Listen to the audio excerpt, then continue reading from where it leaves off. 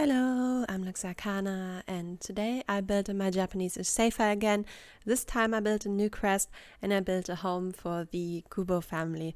The Kubo family is going to be one of the NPC families for Newcrest because Newcrest comes in empty, and I want to add some sims of my own so the world feels a little bit more alive.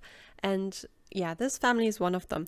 This family consists of two toddlers and their two parents, and the young married couple was really happy to finally buy their first home and get started on the family life and raise their toddlers together, their cute little twins, when suddenly the grandparents died, and now they have to take care of their teenage sister, and she is kind of living with them for now. She has their own room, so do the toddlers, and once the teenage sister moves out, one of the toddlers can probably move into the other room when they're kids and stuff. So I really feel like this family is really cute, and you can probably do a lot of stuff with them when playing with them, because they do be getting a quite bit of history. Don't worry, there will be lore on my save file, I promise. So yeah, this is going to be their house. I didn't want to go too modern. I also didn't want to go too traditional. And I think I found a nice middle way in between the two styles. And I kind of like how it turned out in the end. When I built this, I was a little bit unsure how I wanted it to be laid out, because this lot in particular, I think, is kind of hard to build on, because it is like on an edge, because you have like the street on the one side and then you have the other street crossing on the other side. It's like on an intersection. And I always think that it's hard to build houses on an intersection, because you have like the one viewing side where you have to have like the entry and stuff like that, because your sims will spawn there. But on the other side, you also have like the rest part of the road that also would, realistically in real life, also kind of be an entryway. So if you don't want to build on a diagonal, you kind of have to figure it out. And that's kind of what I tried to do here. In the end, I decided that I'm just going to go for full on a wall, like a half wall, where the other street is. And I think that really was the best decision I could have made for this build, because that really helped just figuring out everything else. Also, I really found a new love for some of the snowy escape plants while I was doing this particular part of the garden, because it just felt so right to see these plants on these platforms. It really made my day that worked out so well. And I really like the debug flowers in the base game by now. I've been furnishing gardens with them so much. I almost know where every one of them are now, and I've really come to appreciate single one of them. Except for maybe one, because that one is a beach with EA. So yeah, the next thing that I wanted to do was still bring a bit of a modern touch into this, because, as I said, I wanted it not to be quite modern, also not quite traditional.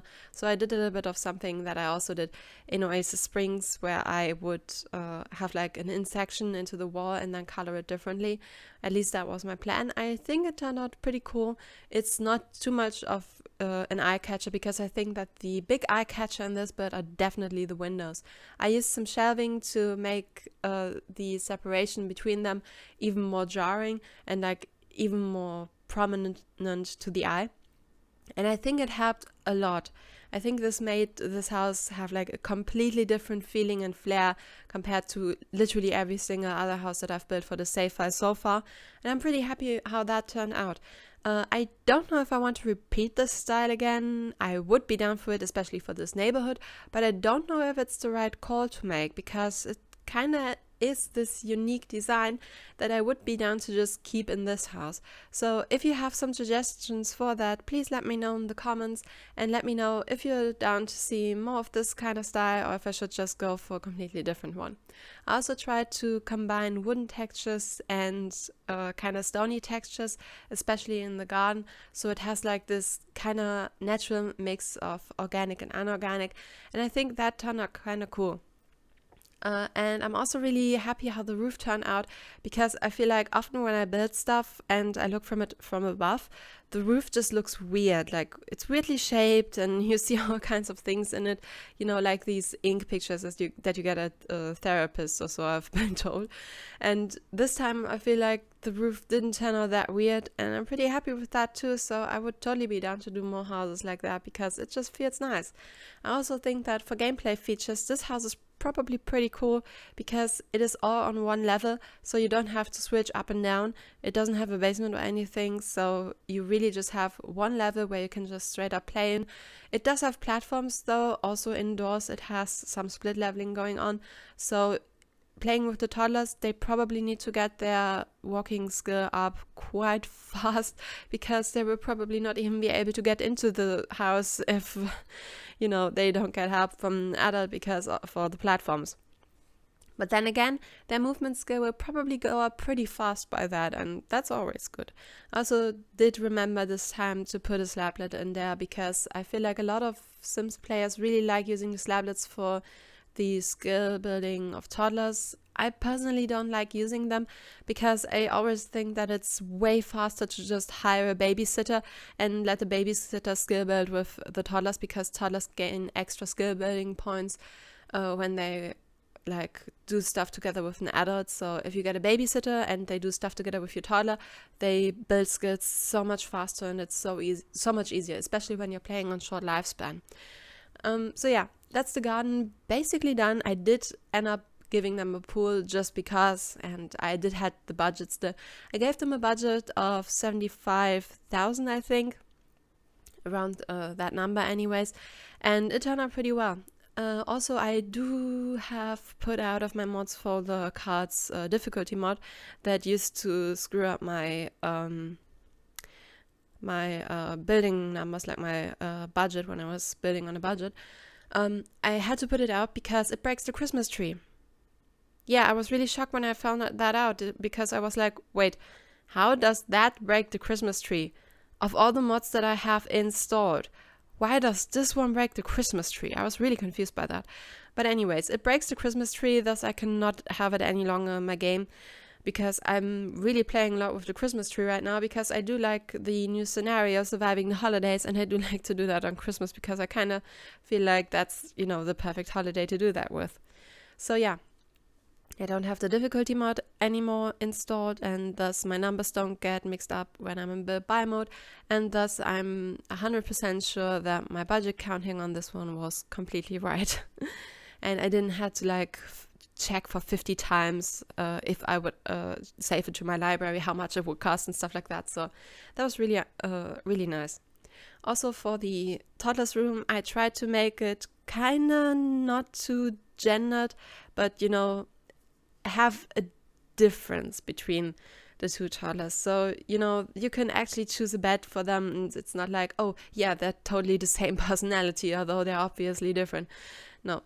There's a little bit of, kind of difference between everything, but I tried to not gender it completely. Also, I did put in the dollhouse in yellow, because this family's favorite color is yellow, except for the teenager, because the teenager prefers purple. And the next thing I did was in the bathroom, give the sink this little knock-in, and later I'm going to add a little shelf there so you can put stuff on that. And I think that was a pretty cool idea, and I think I should use shelving more often in bathrooms, because shelves do look pretty cool in bathrooms, and we do have a lot of bathroom clutter stuff. Sometimes I do wonder why I don't use shelving that often, and then I remember that often I build from the room presets, and you never get shelving in there. So yeah, like I said, the teenagers' room does have a lot more purple in it, and the rest of the house kind of goes in a more yellowish kind of tone, except for the garden, which got a little bit more of a reddish tone, but the flowers are yellow, so I think they got that going for them, so they're happy. This family is also obsessed with anything snow related, especially snowboarding. That's why I put some of the snowboarding more related items in here, and I feel like a snowboarding loving family would also be okay with having some of the ski stuff there, because most of the ski stuff also comes with snowboarding stuff for whatever reason. And so yeah, they got both of that in there, and that's also why I put that one like Yama-chan snowboarding thing into the kids' room, because I thought it was really cute, because of course the parents would want their toddlers to be into snowboarding too, and that's like kind of a hint to that, and I thought that was just really cute. So yeah, that's the parents' room almost done. I did decide to switch it up completely and put the dresser somewhere else, and I did decide to put like more snowboard in there and some more shelving and some plants, because I thought that would just be cute, and they would of course just have that. And yeah, that was my idea for the parents' room. And then I did the floor, and for the floor I was kind of split, because I also knew that I had to do some split leveling because of how high the back porch was, and I was kind of like, okay, where do I put the split, where do I put the split? In the end, I think I found an organic way to split it up, and I think it does look kind of nice, but it did take me a while to figure out. I think I cut the attempts out because that was really long. The other thing that I did in the bathroom was use that one object from Snowy Escape, like that wall divider that's also on the wall. I don't know why, but that doesn't show up in like the rooms category, so I always have to remind myself, okay, I have to go into the decorations category and look for that one wall divider that's on the wall. It's really annoying because it's just perfect for bathrooms. It just looks awesome. I think you could also use it like maybe as a sign for a spa, and I kind of plan on doing that, or at least do it for, you know, an onsen. And now we're moving on to the kitchen, and for the kitchen I did something that you technically would only have when you have dine out, which is like these breakfast nooks, but I just used some of the sofas from Snowy Escape, put them together, and then had like a table next to them, so your Sims would like sit on the couch, probably not use the table, but hey, whatever. It looks really, really cute, and I really like it. They still got a normal dining table, you know, for the formal stuff, but still, I really think that the breakfast nook kind of made the kitchen special, and I like that. And for the living room, I really wanted to have like a fireplace, but I also I saw that this was, you know, a big living room, and there was kind of, you know, two places where it could go, so I decided to split the living room into two basically. So now you can either chillax on the fireplace, or you can just watch TV and look outside the window and dream. Also, I did put a chess table in here and some other skill building items, just because you always need them. Always. One does not simply build a house without skill building items. And yeah, in the front I did put some planters, although I don't think anyone of the family is particularly fancying planting stuff, but I thought, hey, why not? It's cute. And I also did let them plant some stuff before I stopped the like building everything, and I think in the screenshots you can like still see them take the gardening and everything. So yeah, please enjoy the screenshots. I hope you enjoyed the video. This house will not be on the gallery. I will publish it together with my Japanese-ish save file. I think I will not be able to finish the first 3 worlds in like this year, because I'm still working on I'm still working on Willow Creek, and I haven't finished Oasis Springs either, and Newcrest is a whole other issue. So yeah, I think January, maybe end of January, I will be able to finish this and then publish it. So yeah, I hope you enjoyed, and I see you in whichever video, stream, or whatever you will watch next. Bye!